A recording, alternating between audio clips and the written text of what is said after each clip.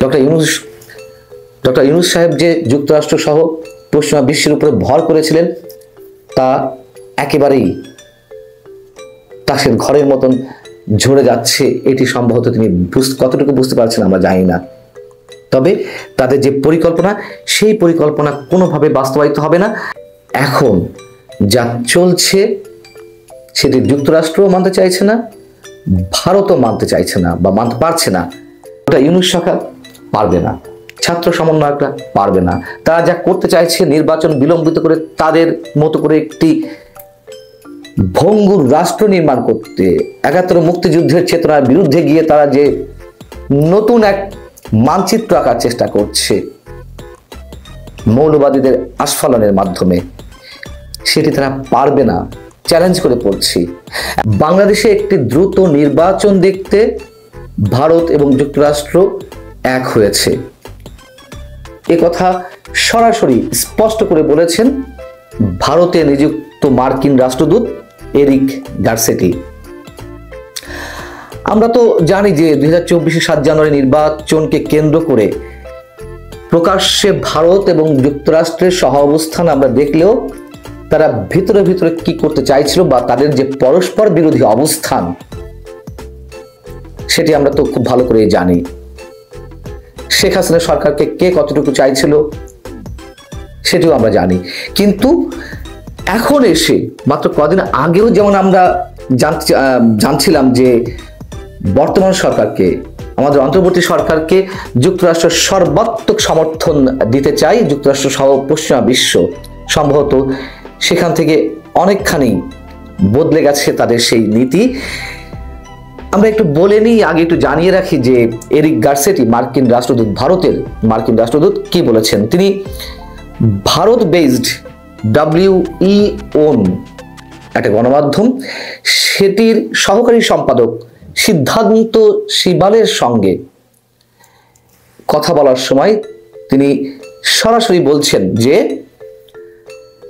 আমরা স্পষ্ট করে দিতে চাই, বাংলাদেশ হোক বা অন্য কোনো দেশ হোক, ধর্মীয় সংখ্যালঘুরা যেন নির্যাতিত না হয়।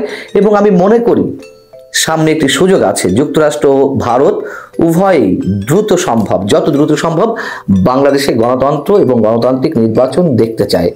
এটি বাংলাদেশকে তার পরবর্তী অধ্যায়ের সূচনা করতে সাহায্য করতে পারে। তিনি এও বলছেন যে অতীত সম্পর্ক নিয়ে ভাবার সময় এটি নয়, বরং যুক্তরাষ্ট্র ও ভারত একসাথে কি করতে পারে তা নিয়ে ভাবতে হবে। তার মানে কি, তারা শেখ হাসিনার পতন চেয়েছিল, ভারত যে কোনো মূল্যে শেখ হাসিনাকে ক্ষমতার মসনদে দেখতে চেয়েছিল এবং তার জন্য যা যা করা দরকার, যত ধরনের সমর্থন, যত ধরনের সহযোগিতা করা যায় ভারত করে গেছে। সেই কথাটাই সম্ভবত এরিক গারসেটি মনে করিয়ে দিতে চেয়েছেন যে অতীতে যা হয়েছে হয়েছে, এখন তারা একসাথে কাজ করছে বাংলাদেশকে সামনে রেখে। এবং আমি তো বরাবরই বলি, বাংলাদেশের মানুষের ভাগ্য এখনো পর্যন্ত আমাদের নিজেদের হাতে নেই। এটি শুনতে খারাপ লাগতে পারে, সত্যটা শুনতে অনেকে হয়তো পছন্দও করতে পারেন। এর আগে আপনাদেরকে বলেছিলাম যে জ্যাক সুলিভান যখন সপ্তাহখানেক আগে ভারতে এলেন তাদের পারস্পরিক স্বার্থ সংশ্লিষ্ট বিষয়ে কথা বলতে, মার্কিন জাতীয় নিরাপত্তা উপদেষ্টা, হোয়াইট হাউসের দ্বিতীয় সর্বোচ্চ কর্তা ব্যক্তি, আমি তখনই বলেছিলাম যে বাংলাদেশ ইস্যু একটা গুরুত্বপূর্ণ বিষয় হিসেবে এই আলোচনায় স্থান পাবে। এবং সেই বিষয়টি এর আগে এরিক গারসেটি তিনি ভারতের একটি সংবাদ সম্মেলনে সেই বিষয়টি স্বীকার করেছেন।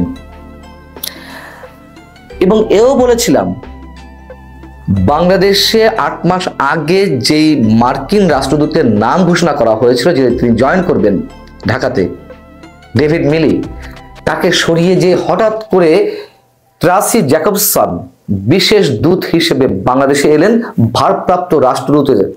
মার্কিন ভারপ্রাপ্ত রাষ্ট্রদূতের দায়িত্ব নিয়ে, সেখানেও অনেক বেশি কিন্তু রয়েছে। এখন বিষয় হচ্ছে যে এ কথাও আমরা জানি ভারত আর যুক্তরাষ্ট্র একে অন্যকে বিশ্বাস করে না, কিন্তু যেখানে যেখানে তাদের স্বার্থ রয়েছে সেখানে তারা এক হয়ে কাজ করতে চায়। তার কারণ এই সময়ে এসে যেটি বাস্তবতা, ভারতকে যুক্তরাষ্ট্র কোনোভাবেই সরাসরি অ্যাভয়েড করতে পারে না। আবার যুক্তরাষ্ট্রকেও বাদ দিয়ে ভারত কোনো কাজে এগোতে পারবে না, এরা মানে দুটো রাষ্ট্রই সব মানে এগুলো জানে। কিন্তু তাই বলে এই না যে সব ইস্যুতে তারা এক থাকবে। বাংলাদেশ ইস্যুতে যে তারা মনে প্রাণে এক তা নয়, বাংলাদেশের যার যার ভিন্ন স্বার্থ রয়েছে, আবার কোনো কোনো ক্ষেত্রে অভিন্ন স্বার্থও রয়েছে। যেমন তাদের মধ্যকার কমন ইস্যু হচ্ছে চীন। আমরা তো সাম্প্রতিক সময়ে চীনের কথা ভুলে যাচ্ছি, তাই না? কিন্তু যুক্তরাষ্ট্র এবং ভারতের অভিন্ন ইস্যু তো চীন, যে চীনকে প্রতিরোধ করা দুই রাষ্ট্রের জন্যই অনিবার্য। সেই জায়গা থেকে এখন যা চলছে সেটি যুক্তরাষ্ট্রও মানতে চাইছে না, ভারতও মানতে চাইছে না বা মানতে পারছে না। যেহেতু ভারত বিরোধিতার জায়গা থেকে চীনের প্রতি আবার অন্তর্বর্তী সরকার খানিকটা ঝুঁকে যাওয়ার সম্ভাবনা রয়েছে। আমাদের পররাষ্ট্র উপদেষ্টা তিনি আগামী 20 থেকে 24 জানুয়ারি চীন সফরে থাকবেন, সেখানে নানান বিষয়ে কথা হবে। তিস্তা ব্যারেজ নিয়ে ভারতের চিকেন নেকের কাছাকাছি আমাদের যে তিস্তা ব্যারেজ করার পরিকল্পনা ছিল, বহুমুখী প্রকল্প নেওয়ার কথা ছিল, সেখানে চীন অর্থায়ন করতে চেয়েছিল। তুমুল ভারত বিরোধী অবস্থান থেকে ছাত্র সমন্বয়কের যে ভূমিকা, ডক্টর ইউনূস সরকারের যে ভূমিকা, সেখান থেকে এটি ভারত ভালো চোখে নিচ্ছে না। এবং আমরা এও ভুলে যাচ্ছি যে মিয়ানমার ইস্যুটির কথা। মিয়ানমারে যুক্তরাষ্ট্র মার খেয়েছে, মোটামুটি সর্বাত্মকভাবে মার খায়নি, যেহেতু মিয়ানমার জান্তার সাথে যুক্তরাষ্ট্রের সম্পর্ক ভালো নয়। সেখানে চীন মিয়ানমার জান্তা সরকারের উপরে ভর করে আছে, তাদের অনুগত করে রেখেছে। আবার মিয়ানমারের যতগুলো সশস্ত্র গোষ্ঠী রয়েছে, আরাকান আর্মি সহ, প্রত্যেকটাকে অস্ত্র সরবরাহ করে চীন। এবং চীনের মিয়ানমারের বিশাল অংশ তো আরাকান আর্মির দখলে। চীন সবার উপরে নিয়ন্ত্রণ বজায় রেখেছে, কিন্তু যুক্তরাষ্ট্র সেটি পারছে না। মিয়ানমারকে এবং চীনকে প্রতিরোধ করতে হলে ভারতের যুক্তরাষ্ট্রের প্রয়োজন অবশ্যই বাংলাদেশের।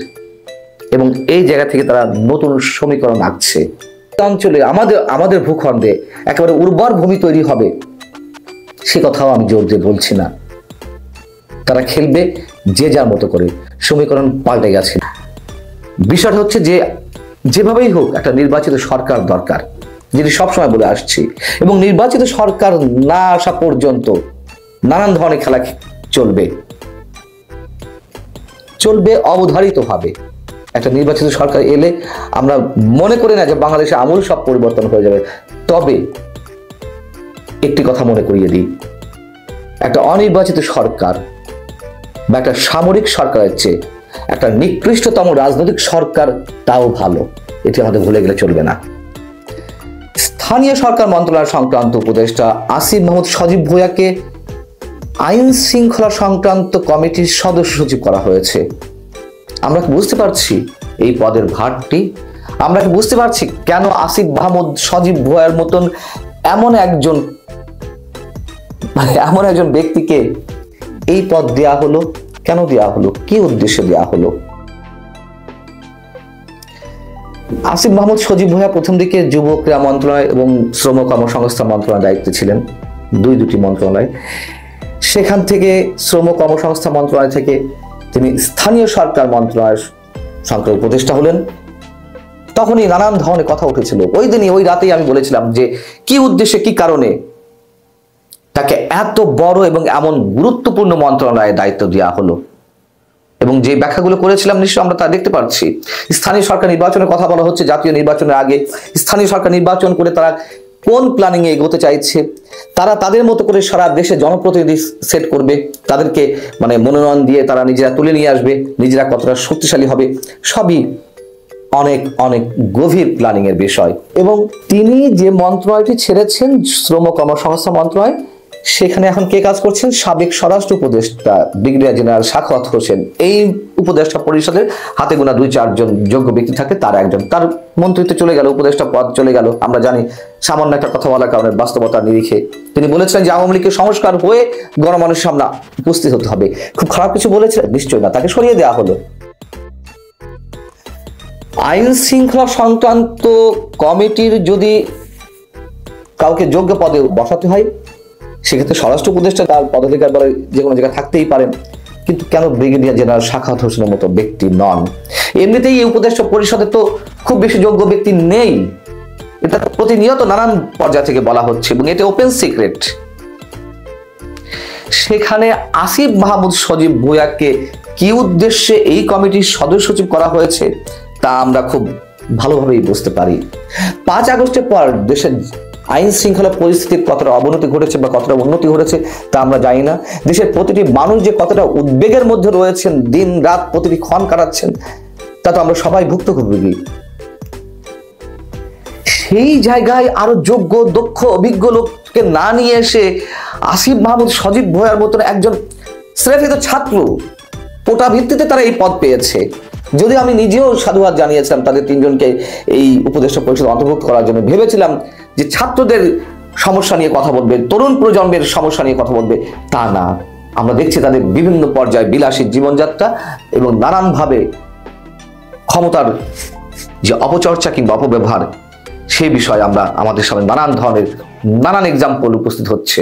এই উপদেষ্টা পরিষদ তাদের যে কাজ তা নিয়ে তো অনেক ধরনের সমালোচনা হচ্ছে। আওয়ামী লীগ সরকার সার্কাস টিম পরিচালনা করেছিল, এমনটা তো বলা হয়। সেটা যদি সার্কাস টিম হয়ে থাকে, এটা নিঃসন্দেহে একটা যাত্রাপালার টিম। আমি নিঃসন্দেহে যাত্রাপালাকে অবজ্ঞা করছি না, আমাদের সংস্কৃতির একটা উল্লেখযোগ্য অংশ। কিন্তু যাত্রাপালাতে কিছু মানুষের নিম্নমানের অভিনয়, কলাকুশলীদের নিম্নমানের কাজকর্মের কারণে যাত্রাপালা হাসির খোরাক হয়ে উঠেছে অনেকের কাছে। সেই জায়গা থেকে আমি বর্তমান উপদেষ্টা পরিষদকে তাদের যে কর্মকাণ্ড 2-1 বাদে অবশ্যই যাত্রাপালার সঙ্গেও আমরা মিলাতে পারি এবং অনেকেই তেমন বলছেন। মানে এটা তো কোনোভাবে হতে পারে না। সারা দেশের যে আইন শৃঙ্খলা পরিস্থিতি, তাতে সেই আইন শৃঙ্খলা সংক্রান্ত কমিটির, জাতীয় কমিটির সদস্য সচিব হবেন আসিফ মাহমুদ সজীব ভুঁইয়া। আরো অনেক প্ল্যানিং রয়েছে, সামনে অনেক খেলা আমরা নিশ্চয়ই দেখতে পারবো। এবং এই আসিফ মাহমুদ সজীব ভুঁইয়ার ক্ষমতার চর্চা সম্বন্ধে আমরা অনেকেই জানি, অনেকেই জানি না। ভিতরে অনেক খবরাখবর আছে আমাদের কাছে, যেগুলো প্রকাশ্যে এখন বলতে চাচ্ছি না। কিন্তু যেটি আমরা দেখলাম গত কয়েকদিন আগে, উত্তরবঙ্গের বেশ কয়েকটি জেলা সফরে তিনি গেলেন শীত বস্ত্র বিতরণ করতে, আর সামান্য কয়েকটি মত বিনিময় সভা, এমন কোন ইম্পর্টেন্ট মত বিনিময় সভা নয়, সেখানে তিনি হেলিকপ্টার যাতায়াত করলেন। এক একটা হেলিকপ্টারে আধা ঘন্টার ভ্রমণে কত টাকা খরচ হয় আমরা জানি না। এবং তিনি শীত বস্ত্র বিতরণ করলেন হেলিকপ্টারে চড়ে। 200, 300, 500 টাকার কম্বল বিতরণ করতে গিয়ে দেখা গেল এক একটা পিছনে 32,000, 32,500 টাকা খরচ হয়ে গেছে, এরকম অনেকে হিসাব কষে বলছেন। তিনি নিজেই বলেছেন, যখন সমালোচনা উঠলো যে তিনি 6 দিনে 36 বার হেলিকপ্টারে ওঠানামা করেছেন বা এরকম একটা সংখ্যা দেওয়া হচ্ছিল, তিনি নিজে বলেছেন না, আমি 3 দিন বা 4 দিনে 6 বার ওঠানামা করেছি হেলিকপ্টারে। কি নির্লজ্জের মতন কথা, তাও ভালো, নির্লজ্জ হলেও সত্য কথা বলেছেন। এবং এই হেলিকপ্টারে ওঠানামা করতে গিয়ে তার জন্য অস্থায়ী হেলিপ্যাড নির্মাণ করতে হয়েছে। ক্ষমতার চর্চাটা দেখুন। আমরা জানি যে অস্থায়ী হেলিপ্যাড নির্মাণের সুযোগটি কাদের ক্ষেত্রে দেওয়া হয়? রাষ্ট্রপতি বা প্রধানমন্ত্রীর যখন বিশেষ কোনো গুরুত্বপূর্ণ কাজ থাকে, বিশেষ সময়ে বিশেষ কোনো জেলা বা উপজেলা পরিদর্শনে যান, দ্রুত কাজ করতে হবে, সেক্ষেত্রে অস্থায়ী হেলিপ্যাড নির্মাণ করতে হয়। সেখানেও তো বিপুল অঙ্কের টাকা খরচ। এবং আসিফ মাহমুদ সজীব ভুঁইয়ার জন্য নিশ্চয়ই অস্থায়ী হেলিপ্যাড নির্মাণ করতে হয়েছে। কি এক ভয়ঙ্কর পরিস্থিতির সম্মুখীন আমরা। তারা যা চাইছে তাই হবে, যেমন ইচ্ছে চলছে, কারো কাছে কোনো জবাবদিহিতা নেই, কোনো ধরনের কৈফিয়ত নেই। আরেকজন উপদেষ্টা ছাত্র প্রতিনিধির মধ্যে থেকে আসা মাহফুজ আলম, তিনি দপ্তরবিহীন অবস্থায় এখন উপদেষ্টা রয়েছেন, তাকে দপ্তর দেওয়া হয় না, নাকি তিনি দপ্তর নেন না। তিনি কাকে উপদেশ দেন উপদেষ্টা হিসেবে? তিনি কোন মন্ত্রণালয়ে কাজ করেন, কি হিসেবে তাকে রাখা হয়েছে? এখনো পর্যন্ত এইসব প্রশ্নের কোনো উত্তর নেই, কেউ প্রশ্ন করেও না, করার সাহস আমাদের অনেকের নেই। যেমন ইচ্ছে তেমন চলছে। এবং এই উপদেষ্টা পরিষদের হাতে গোনা 2-4 জন ছাড়া যে একেবারে অযোগ্য, অনভিজ্ঞ ব্যক্তি, সেটা প্রমাণ করে দিয়েছেন ডক্টর মোহাম্মদ ইউনূস সাহেব নিজে। এটা আমাদের কথা নয়। গত কয়েকদিন আগে যখন নিউজের সম্পাদক রুহুল কবির তার একটি সাক্ষাৎকার নিলেন, সেখানে জিজ্ঞেস করা হয়েছিল উপদেষ্টা পরিষদের সদস্য নির্বাচনের ক্ষেত্রে আপনাকে কে পরামর্শ দিয়েছে, আপনি কাদের সঙ্গে পরামর্শ করেছেন? তিনি একেবারে হেসে খেলে বলে ফেলেন, আমি কারোর সঙ্গে পরামর্শ করিনি, আমি যাদেরকে চিনি তাদের মধ্যে থেকে নিয়োগ দিয়েছি। সরকার পরিচালনা এতটা তাচ্ছিল্যের বিষয়, এতটা হাস্যকর বিষয়, যাকে ইচ্ছে তাকে দিয়ে আমি উপদেষ্টা পরিষদে বসিয়ে দেবো। অথবা এই যে আসিফ মাহমুদ, সজীব ভুঁইয়াদেরকে, এদের যদি কোনো ধরনের বিশেষ উদ্দেশ্য নাও থাকে, এদেরকে যে স্থানীয় সরকার মন্ত্রণালয়ের মতো গুরুত্বপূর্ণ মন্ত্রণালয় দেওয়া, কিংবা আইন শৃঙ্খলা সংক্রান্ত কমিটির সদস্য সচিব পদে দেওয়া, এগুলো কি উদাসীনতা, তাচ্ছিল্য করা? যে কোনো তো একটা, আর নচেত বিশেষ কোনো উদ্দেশ্য দেওয়া হয়েছে, দুটোর যে কোনো তো একটা।